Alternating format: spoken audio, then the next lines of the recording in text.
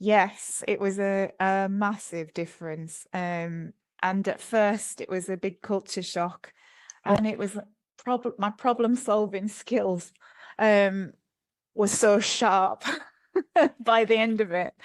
It taught me such a lot about life, and not only did I learn a lot about China and the Chinese traditions, I learned a lot about Asia. I was able to travel in different countries whilst I was out there, but also meeting with other expats from all around the world. I would have never had that if I hadn't done it. So not only did I learn about China, I got to learn about all sorts of other people's traditions and languages, and it was amazing. oh, that's just so beautiful.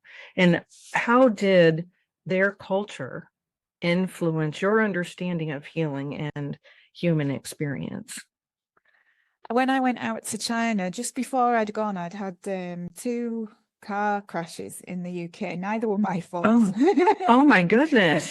One in 2017, someone had run into the back of my car in 2017, and I've always been very into my fitness. So at the time, I'd been training hard in the gym, and I just thought that the pain that I was getting in my neck and shoulders after that was down to training really hard.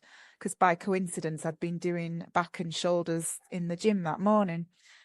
And then the pain hadn't gone away, and about 6 months later, I was finally diagnosed with whiplash.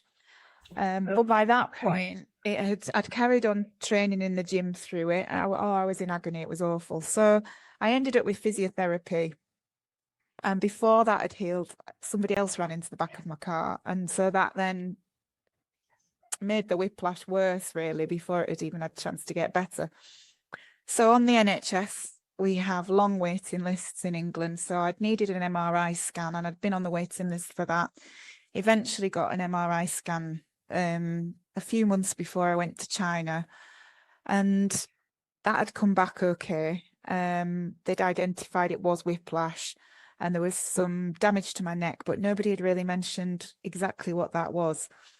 So I'd had more physio right up to going to China, and it sort of evened out. It was doing all right. And I got to China, and the mattresses in China are quite firm compared to what I was used to from the UK.